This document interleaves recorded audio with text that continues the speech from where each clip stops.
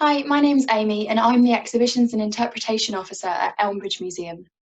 You're watching the Curator's talk for our exhibition at Cobham Library, Look Back in Anger, which looks at the history of protest and dissent in our borough.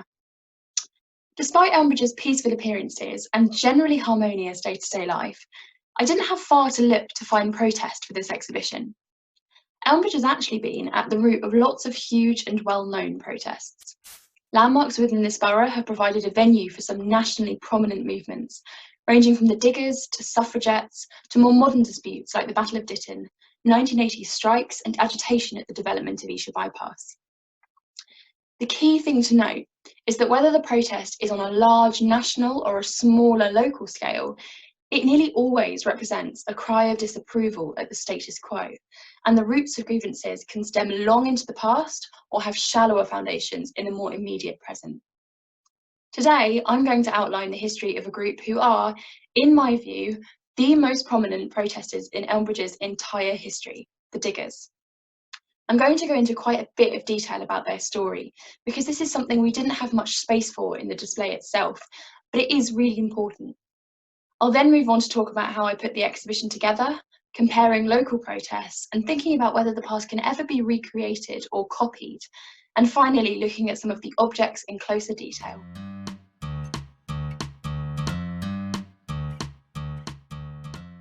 The full story of the Diggers might be familiar.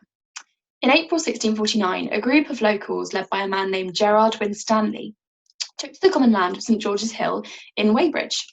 They set up a campsite there and started digging the land in preparation for growing crops, effectively starting a commune. The act of digging may not seem particularly drastic, but as will become clear when I explain later, the ideas behind it are still extreme today and were quite literally groundbreaking in the 1600s. Unlike their contemporaries, the Diggers believed that men had equal rights to dig the common land and benefit from its produce evenly. A section of Winstanley's writing stated that man had domination given to him over the beasts, birds, and fishes, but not one word was spoken in the beginning that one branch of mankind should rule over another. Now, this basically argues that the earth is a shared resource for everyone. The Diggers were sick of the gentry's abuse of tenants and the unfair distribution of land, so that richer members of society had a lot, while labouring classes barely had enough to make ends meet. So they encouraged everybody to reject long-standing social hierarchies and come and join their commune, arguing that poverty, hunger, and oppression could be eliminated if the earth were made a common treasury for all. As you can imagine, the local authorities did not react well, and the Diggers were attacked, imprisoned, and eventually dispersed. But the main question is, how did such a small community, so long ago, develop these big ideas?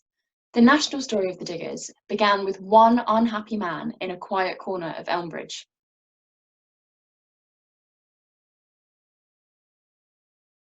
Our story begins in Cobham, where, in December 1643, Susan and Gerard Winstanley had moved from the bustling centre of London. In the 1640s, Cobham was a quiet rural village.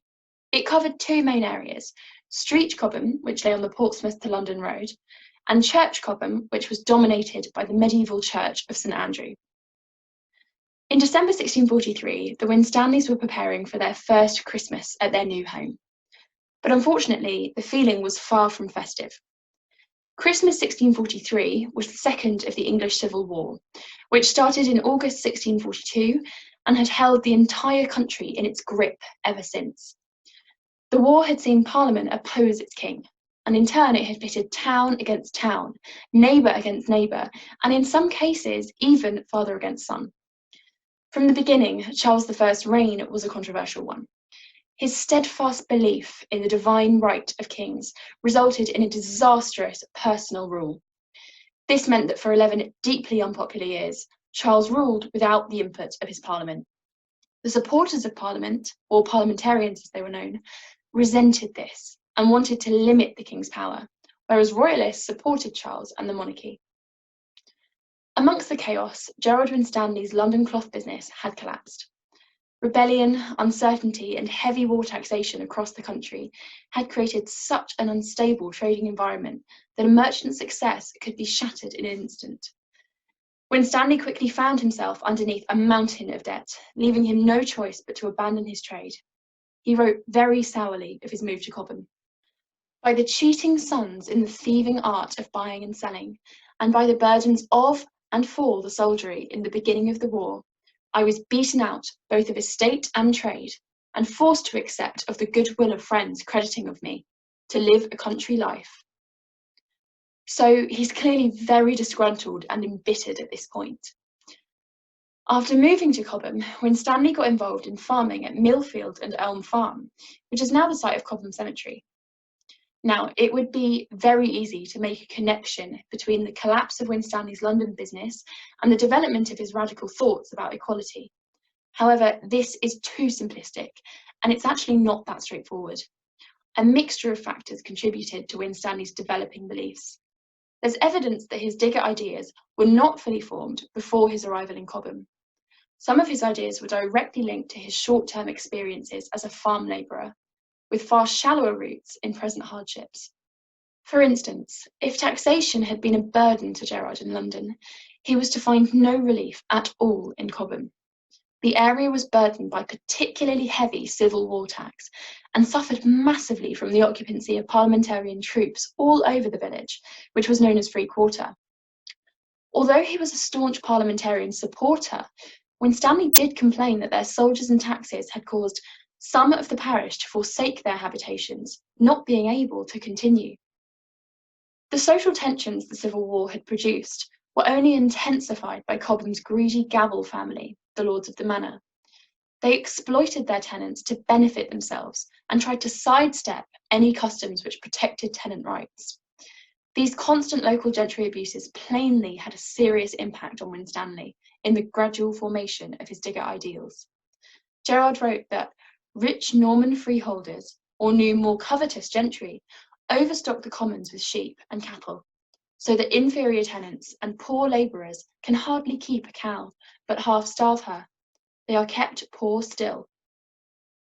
Winstanley resented the amount of power held by particular figures of authority, using the Norman yoke, in other words, the oppression of the population since the Norman conquest, as one of his main arguments in support of equal living.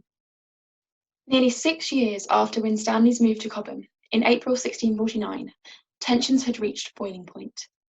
The beginning of the year witnessed one of the most shocking events of English history, the execution of King Charles I. His death was just one of a total 200,000 caused by the bloody Civil War, which had battered England for nearly a decade. Charles's grisly end signalled the defeat of the Royalists, but it left a deeply divided society in its wake. With the king gone, the Rump Parliament that signed his death warrant wasted no time, abolishing his office completely and plunging the government of England into uncharted waters. And by April, the future of English rule was still uncertain. The parliamentarian side had guaranteed reward and betterment to justify heavy taxes and free quarter they had imposed during the war years. But for many, they hadn't delivered on their promises, and things hadn't changed as much as they'd expected on a local level. In short, the abuses of power which had existed before were still happening. Meanwhile, dreadful harvests were leading to appalling levels of hunger and unemployment. The political division and widespread misery provided the perfect breeding ground for extreme groups. In Cobham, Gerard Winstanley had had enough, claiming in his usual dramatic way that all laws not grounded upon justice, liberty, and reason should be cut off with the king's head. It is at this point that he seized his moment, and the diggers emerged on St George's Hill. Francis Drake, Walton's local MP and Lord of the Manor, led the attack on the group's crops and animals at every turn in a vicious attempt to drive them off St George's Hill. On many occasions, Winstanley and other diggers were taken to St Mary's Church in Walton and reportedly beaten up by a rude multitude. When the campaign of physical intimidation failed, Drake turned to prosecution. After serving time in their makeshift prison of St Mary's, the captives appeared in court at Kingston. Stubbornly refusing lawyers or any kind of formal defence, the July trial was the start of the end of the diggers' stint at St George's Hill. Winstanley interpreted the opposition to the group by famously writing that "freedom is the man that will turn the world upside down, therefore no wonder he hath enemies." This now famous quote effectively implies that the digger cause fighting for true freedom would involve huge upheaval to the current system of hierarchies, so it is little surprise that there were so many opponents to it.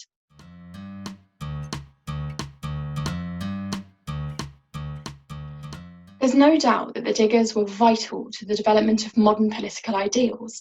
Communism, socialism, Marxism all have similar strands of thought to Winstanley's diggers. But we should avoid heaping modern labels onto the diggers of the 17th century or viewing them through the lens of hindsight.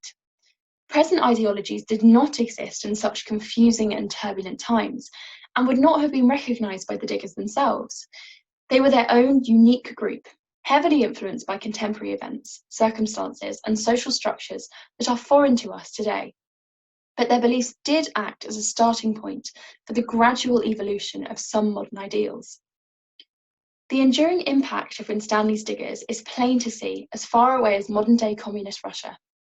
A column in the Alexandrovsky Gardens near Moscow's Kremlin commemorates those who developed communist thought, with Gerard Winstanley's name one of the most prominent among them. But of all the places that the diggers are remembered, I think that the influence of this small group of labourers could not be clearer than in Elmbridge. The stone on Cobbett's Hill was carved by Andrew Whittle and unveiled by the Mayor of Elmbridge in 1999 to celebrate the 350th anniversary of the beginning of the digger movement just a few miles down the road. After being driven out of both St George's Hill and Little Heath, attempts to start up a new digger settlement in other counties like Hertfordshire also flopped. Contemporaries, no doubt, viewed the diggers as a dismal failure. Yet the continued prominence of the diggers in local, national, and international memory certainly proves otherwise. While researching Winstanley and his followers for the exhibition, I came upon the Land is Ours movement, which claimed to copy the diggers by occupying land on St George's Hill in April 1999, exactly 350 years later. Comparing this modern movement to the original diggers got me thinking, can history truly ever be recreated? And how similar were the Land is Ours campaigners to their predecessors? Indeed, is it even right to call the diggers their predecessors at all? And how shall I compare them in the display? The Land is Ours group protests against access to public land, and in 1999 they made every effort to mimic the diggers. We can learn much about the diggers from this modern protest. They made a so-called digger campsite, memorabilia with Winstanley quotes emblazoned on them, and some even dressed in 17th century costume to begin with. The protest caused similar aggravation amongst locals for whom it was inconvenient, and local authorities once again tried to disperse the group. But it's important to remember the social and political landscapes of the two movements were worlds apart. Virtually everything had changed drastically. While the Land is Ours were protesting for public access to restricted land, the diggers' ideology was much, much more complex and tied to the unique and specific social hierarchies and systems of the time. In any case, the Land is Ours protesters were clearly intensely aware of the historical symbolism of their actions in 1999, and there is still much to learn about the diggers from them. Regardless of your opinion on the authenticity or similarity of the Land is Ours movement to the digger movement, it's clear to see that the diggers heavily influenced some aspects of the Land is Ours campaign, just as historic protests such as the disputes leading to Magna Carta in the 13th century and civil war in the 17th had influenced the diggers.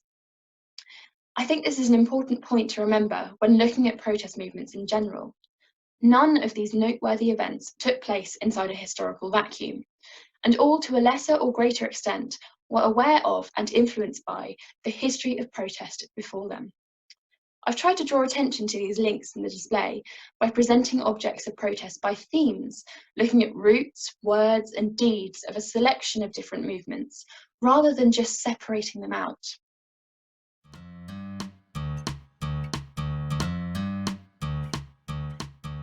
The main challenge with making this display was in the objects themselves. There are plenty of original artefacts from protest movements like the women's suffrage movement, the Battle of Ditton, the Land is Ours movement, and other modern disputes, which you can see on our Look Back in Anger online exhibitions page. But as one of the oldest protests on Elmbridge's soil, there are very few surviving objects from the digger movement, or from the 17th century in general, in our collection. My main priority was figuring out how to get around this.